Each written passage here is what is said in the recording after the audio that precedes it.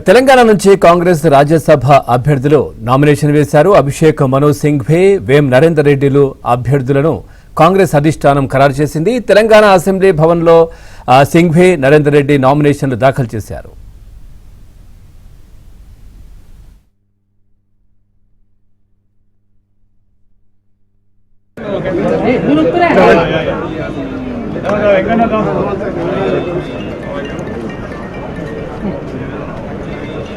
Brother వెనకాల MLAs only ఉంటుంది మళ్ళీ అనవసరం ఉన్నా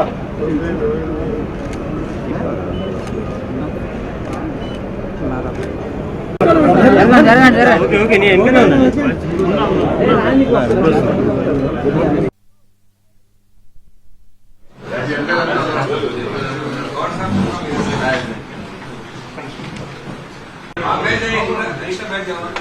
नहीं उन लोग को बोल रहे हैं आप लोग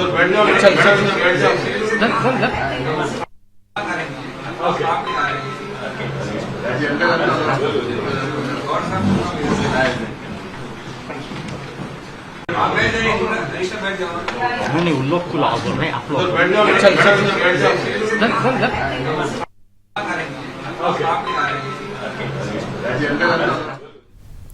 తెలంగాణ నుంచి కాంగ్రెస్ రాజ్యసభ అభ్యర్థులు నామినేషన్ వేశారు. అభిషేక్ మను సింఘ్వీ, వేం నరేందర్ రెడ్డి అభ్యర్థిత్వాలను కాంగ్రెస్ అధిష్టానం ఖరారు చేసింది. తెలంగాణ అసెంబ్లీ భవన్లో సింఘ్వీ, నరేందర్ రెడ్డి నామినేషన్లు దాఖలు చేశారు. దీనికి సంబంధించి మరింత సమాచారం మా కరెస్పాండెంట్ సిద్ధార్థ్ అందిస్తారు. సిద్ధార్థ్. Thank you Pavan. కాసేపటి క్రితమే తెలంగాణ నుంచి రాజ్యసభ సభ్యులుగా అభిషేక్ మను సింఘ్వీ, వేం నరేందర్ రెడ్డి నామినేషన్ దాఖలు చేశారు. ఈ నామినేషన్ కార్యక్రమానికి పలువురు మంత్రులు, ఎమ్మెల్యేలు హాజరయ్యారు. ఇక అభిషేక్ మను సింఘ్వీ, వేం నరేందర్ రెడ్డి ఈ నామినేషన్ వేయడానికి వెళ్లే ముందు మీడియాతో మాట్లాడారు. తనకు రాజ్యసభ సభ్యుడిగా మరొకసారి అవకాశం ఇవ్వడాన్ని తాను కృతజ్ఞతలు చెప్తున్నాను. తెలంగాణ నేతలకు, అదేవిధంగా ఏఐసిసి పెద్దలకు రుణపడి ఉంటాననే విషయాన్ని మను సింఘ్వీ తెలిపారు. దాంతోపాటు తెలంగాణకు, ఏపీకి, ముఖ్యంగా తెలంగాణకు ఉన్నటువంటి కాన్ఫ్లిక్ట్స్ ఏవైతే ఉన్నాయో వాటిని సుప్రీంకోర్టులో తెలంగాణ తరపున పోరాడడానికి, తెలంగాణ తరపున అడ్వకేట్ కాబట్టి ఆయన వాకలు తప్పించుకోవడానికి తాను సిద్ధంగా ఉన్నానని ప్రకటించాడు. ఇక వేం నరేందర్ రెడ్డి కూడా తనకు రాజ్యసభ ఇవ్వడాన్ని పార్టీ ఇస్తున్నటువంటి ఆశీర్వాదంగా తను పరిగణిస్తాననే విషయాన్ని చెప్పాడు. చాలా రోజుల నుంచి ఇటు పార్టీకి, ప్రభుత్వానికి చెదురుగా వాదుడుగా ఉంటూ, ముఖ్యంగా సీఎం రేవంత్ రెడ్డికి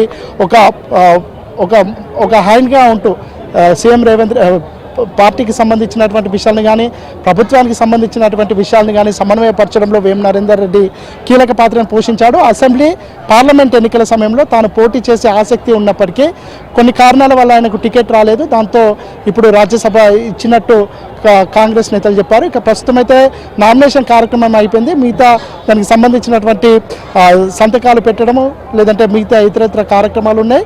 దాని తర్వాత బయటకు వస్తారు. బయటకు వచ్చిన తర్వాత మరోసారి మీడియాను అడ్రస్ చేసే అవకాశం ఉంది. ఇక మధ్యాహ్నం 1 గంటకి మరొక సెట్ నామినేషన్ దాఖలు చేయనున్నారు. వేం నరేందర్ రెడ్డి, అదేవిధంగా సింఘ్వీ మరో సెట్ నామినేషన్ దాఖలు చేస్తారు. ఆ నామినేషన్ కార్యక్రమానికి సీఎం రేవంత్ రెడ్డి హాజరు అవుతారని కాంగ్రెస్ నేతలు చెప్తున్నారు. ఇక బీఆర్ఎస్ పార్టీ నుంచి ఇప్పటివరకు నామినేషన్ ఎవరూ వేయనటువంటి కారణంగా దాదాపు ఆ పార్టీ నుంచి నామినేషన్ వేసే ఆలోచన కూడా లేనట్టు తెలుస్తుంది. దీంతో ఈ ఎన్నిక ఏకగ్రీవంగా మారుతుందని కాంగ్రెస్ నేతలు చెప్తా ఉన్నారు. ఒకవేళ బీఆర్ఎస్ పార్టీ నుంచి నామినేషన్ వేసినప్పటికీ వాళ్ళకు తగినంత సంఖ్యాబలం లేనటువంటి కారణంగా 2 రాజ్యసభ సభ్యుల్ని కాంగ్రెస్ పార్టీ కైవసం చేసుకుంటుందని హస్తం నేతలు చెప్తా ఉన్నారు. మొత్తానికైతే ఈరోజు సాయంత్రం 5 గంటలతోని ఈ నామినేషన్ ప్రక్రియ ముగుస్తుంది. అప్పటి వరకు ఎవరు నామినేషన్ వేయకపోతే కాంగ్రెస్ పార్టీ నుంచి నామినేషన్ వేసినటువంటి సింఘ్వీ, వేం నరేందర్ రెడ్డి ఎన్నికవుతారు. వీళ్ళ ఎన్నిక ఏకగ్రీవం అవుతుంది. అయితే దీనికి సంబంధించి ఎప్పటి వరకు అయితే సమయం ఉందో 16వ తారీఖు వరకు,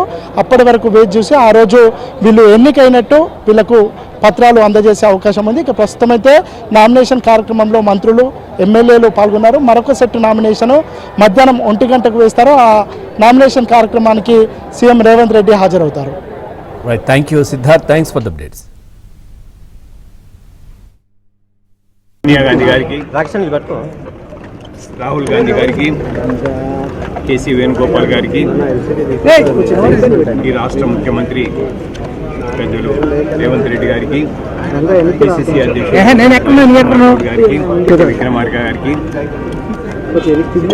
రాష్ట్ర మంత్రివర్గము, శాసనసభ్యులు, పార్లమెంట్ సభ్యులు, రాజ్యసభ సభ్యులు, ఎమ్మెల్సీలు, ముఖ్యంగా రాష్ట్రంలో ఉన్న కాంగ్రెస్ పార్టీ నాయకులు, కార్యకర్తలు అందరి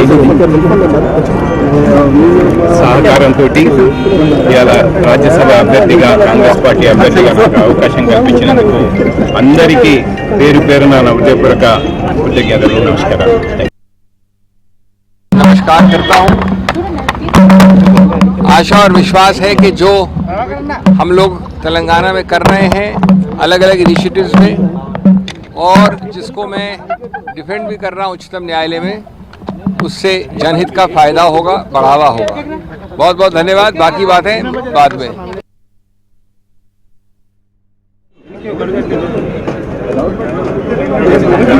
జరగండి.